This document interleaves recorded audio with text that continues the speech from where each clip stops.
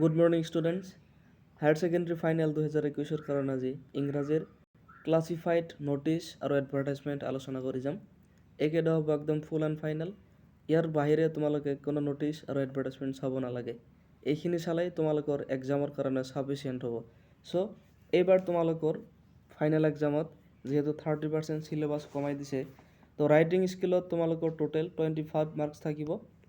So' out of 25 marks তোমালোকৰ notice অৰ এডভাৰটাইজমেণ্টত থাকিব 5।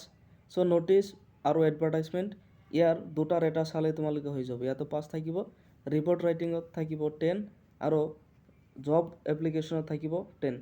চ' report ৰাইটিঙত বেলেগকৈ 10 থাকিব, এটাই চাব লাগিব ৰিপৰ্ট ৰাইটিং অনলি।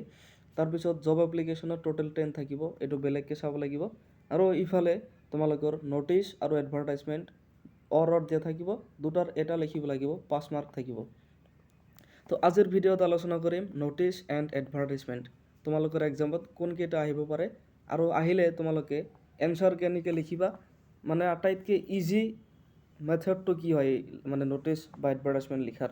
মই আগতে আলোচনা কৰিছিলোঁ, কিন্তু আজি বস্তুখিনি ৰিভিজন দি আছোঁ যাতে তোমালোকৰ আৰু সুবিধা হয় বুজাত। চ' প্ৰথমতে আমি চাম ন'টিছৰ এটা কুৱেশ্যন।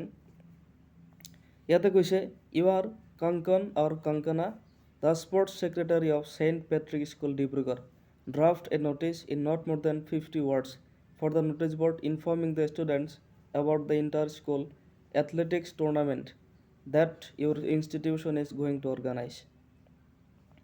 ইয়াতে চোৱা, ন'টিছ বা এডভাৰটাইজমেণ্ট বুলি কোনো কথা নাই। ন'টিছত একচুৱেলি আমি কি কৰিব লাগে, ইনফৰমেশ্যন দিব লাগে।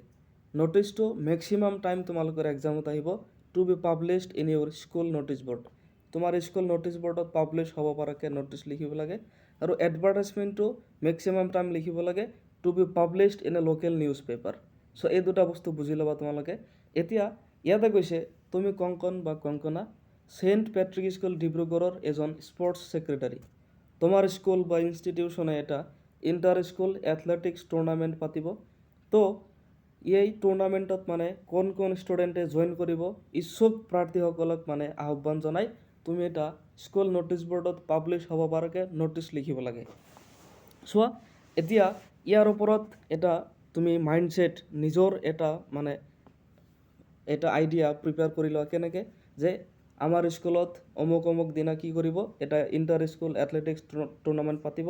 চ' যিবোৰ ইচ্ছুক প্ৰাৰ্থী আছা সকলোৱে নিজৰ নাম দিয়া আৰু ইয়াতে জইন হ'ব। তোমালোকে যদি বিচাৰিছা নাম দিয়া আৰু ফিজ ইমান হ'ব। চ' এনেকৈ তুমি এটা আইডিয়া নিজৰ মাইণ্ডত বনাই ল'বা, এটা শ্বেপ নিজৰ মাইণ্ডত বনাই ল'বা। তো তুমি এতিয়া বুজি পাইছা কেনেকৈ লিখিবা ন'টিছটো। মই আগতে আলোচনা কৰিছিলোঁ এনচাৰখিনি কেনেকৈ লিখিব লাগে ন'টিছ। ন'টিছ লিখিব হ'লে প্ৰথমতে তোমালোকে এটা স্কুৱেৰ বনাই ল'বা, স্কুৱেৰৰ ভিতৰত তোমালোকে লিখি ল'বা, স্কেল লৈ যাবা এক্সাম হলত, এনেকৈ এটা স্কুৱেৰ বনাই লিখিবা।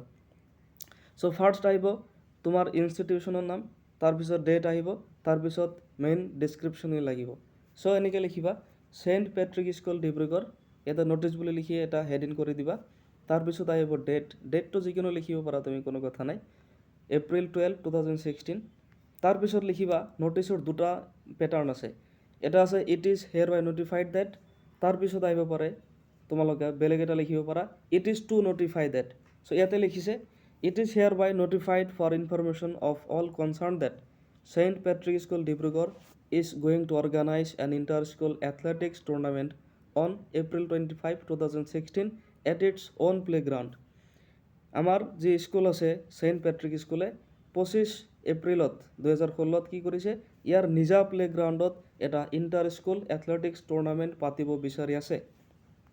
The tournament is open only for senior students of class 9, 10, 11 and 12। যিবোৰ ষ্টুডেণ্ট আছে ছিনিয়ৰ ষ্টুডেণ্ট ক্লাছ 9 to 12 তেওঁলোকৰ কাৰণেহে এই টুৰ্ণামেণ্টটো মানে পতা হ'ব। Each school can send at least 5 participant for each item of the tournament. Each item নহ'ব, each team of the tournament. The sports secretary of each school must send the names of the participants to the undersigned on or before April 23, 2016. So 25 এপ্ৰিলত কি টুৰ্ণামেণ্টটো পতা হ'ব আৰু এইটো হ'ব only senior ষ্টুডেণ্টৰ কাৰণে। চ' প্ৰত্যেকটো স্কুলৰ পৰা মানে এটলিষ্ট 5জনকৈ পাৰ্টিচিপেণ্ট ইয়াতে অংশগ্ৰহণ কৰিব পাৰিব।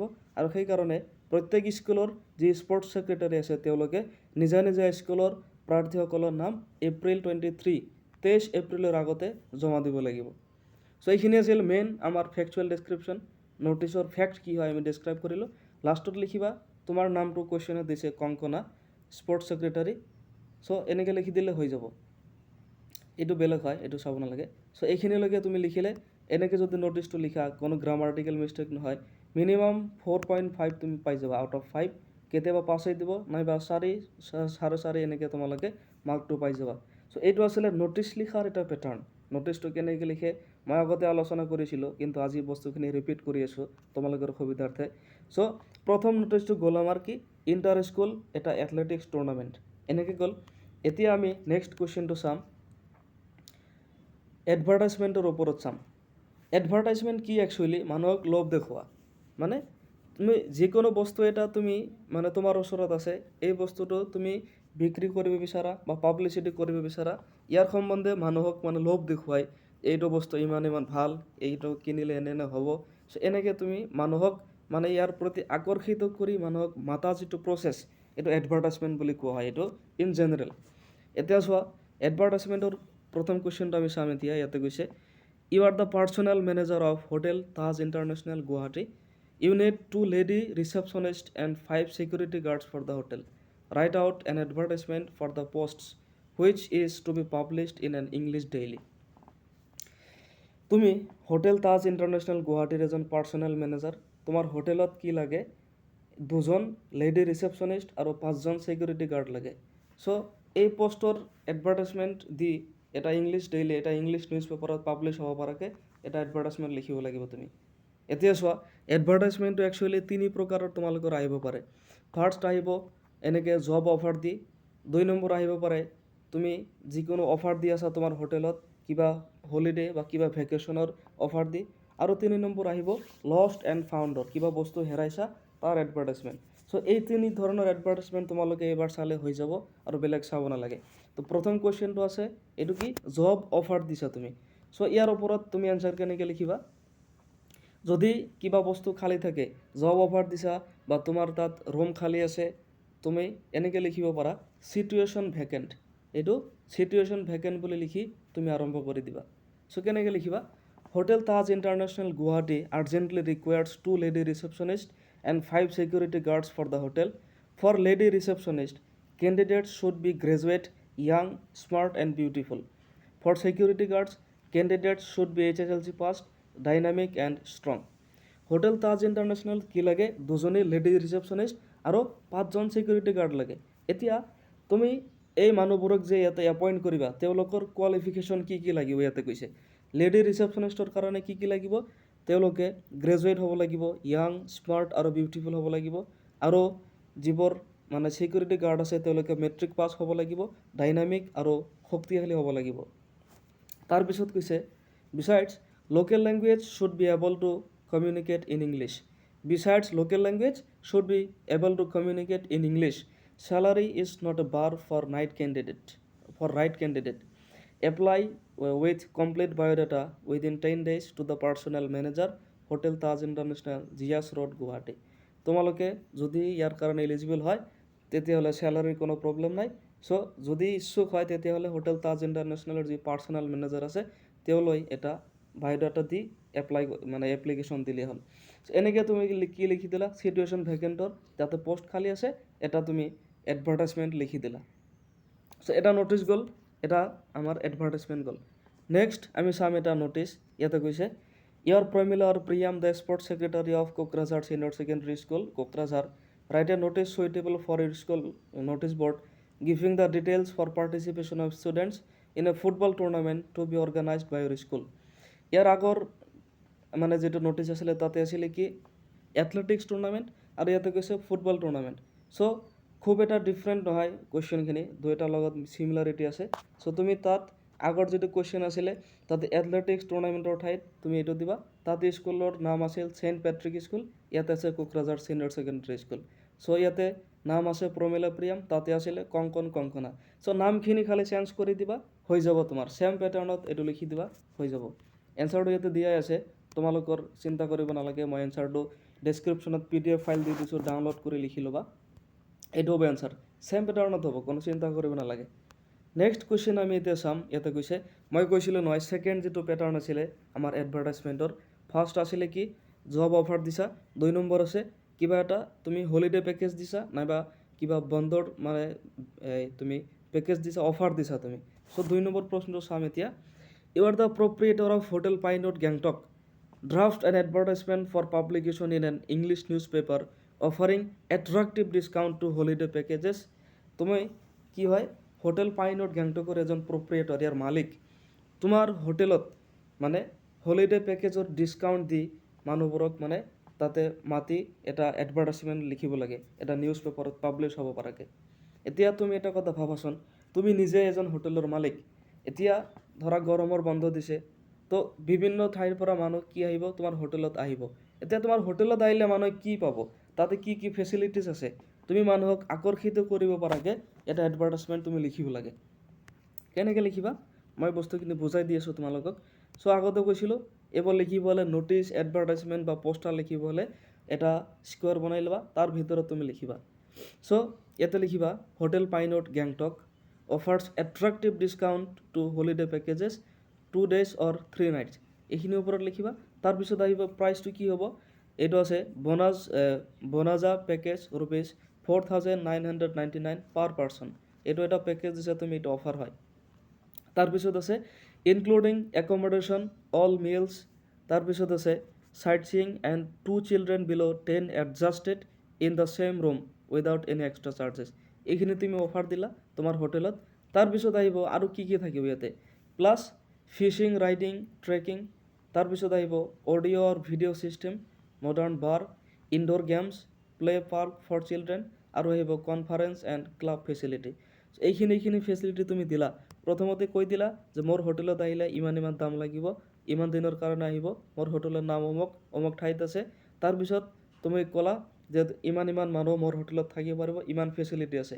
এতিয়া আৰু কৈছা যে ইয়াৰ লগতে মই কি কি দিম, ফিচিং, ৰাইডিং, ট্ৰেকিং, এইবোৰ ফেচিলিটি আছে, খেল ধেমালি, তাৰপিছত ল'ৰা ছোৱালীৰ কাৰণে খেলিব পৰা পাৰ্ক আছে, ভিডিঅ' আৰু অডিঅ' ছিষ্টেম আছে, মডাৰ্ণ বাৰ আছে, ইনডোৰ গেমছ আছে। চ' এইখিনি ফেচিলিটি মোৰ হোটেলত আছে।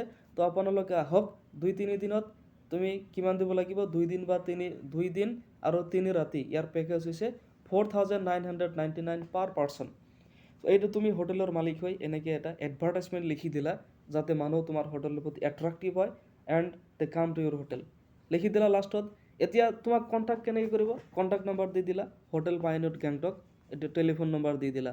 চ' এনেকৈ দিলে তোমাৰ এডভাৰটাইজমেণ্টটো একদম পূৰা হৈ গ'ল। বুজি পালা এতিয়া কেনেকৈ লিখিব লাগে এডভাৰটাইজমেণ্ট। চ' দুটা হ'ল এডভাৰটাইজমেণ্ট। আমি আৰু এটা চাম এডভাৰটাইজমেণ্টটো। মই কৈছিলোঁ লষ্ট এণ্ড ফাউণ্ডৰ, তুমি যিকোনো বস্তু এটা হেৰাইছে তোমাৰ, তো তাৰ ওপৰত মানে সেই বস্তুটো বিচাৰি তুমি এটা এডভাৰটাইজমেণ্ট দিব লাগে। ফৰ এক্সাম্পল ইয়াতে কুৱেশ্যনটো চাম আমি, এক্সাম্পল এইটো ডাইৰেক্ট কুৱেশ্যনটো চোৱা কি কৈছে। You are Rima or Rahim, a resident of house number 16, Bapuji Nagar, Tinsukia. Okay, you have lost your suitcase containing valuable documents while traveling from Tinsukia to Jorhat by train. তুমি ৰিমা বা ৰহিম, তুমি বাজপেয়ী নগৰ তিনচুকীয়াৰ 16 নম্বৰ ঘৰৰ এজন বাসিন্দা। তুমি তিনচুকীয়াৰ পৰা যোৰহাটলৈ ৰেলেৰে যাত্ৰা কৰাৰ সময়ত তোমাৰ এটা চুটকেছ হেৰাইছিল। সেই চুটকেছৰ ভিতৰত বিভিন্ন দামী তোমাৰ ভেলুৱেবল ডকুমেণ্টছ আছিলে। চ' draft an advertisement in not more than 50 words for publication in an English daily giving details of the suitcase when you had lost it and giving your contact address requesting the finder to return it to you। হ'ল, তুমি চুটকেছটো হেৰাইছা, তাৰ ভিতৰত বিভিন্ন valuable documents আছে। চ' এটা English news পেপাৰত publish হ'ব পৰাকৈ তোমাৰ কণ্টেক্ট নম্বৰ দি তাৰ ওপৰত এটা এডভাৰটাইজমেণ্ট তুমি লিখিব লাগে, যে যোনে পাব মোক এইটো কণ্টেক্ট নম্বৰত দিলেই হ'ল, মই এইখিনি বস্তু আপোনাক দিম, তাতে এইখিনি ডকুমেণ্টছ আছে। চ' তুমি চুটকেছ হেৰাইছা, তাতে ইম্পৰ্টেণ্ট ডকুমেণ্টছ আছে, কি ডকুমেণ্টছ থাকিব পাৰে মই কেনেকৈ জানিম।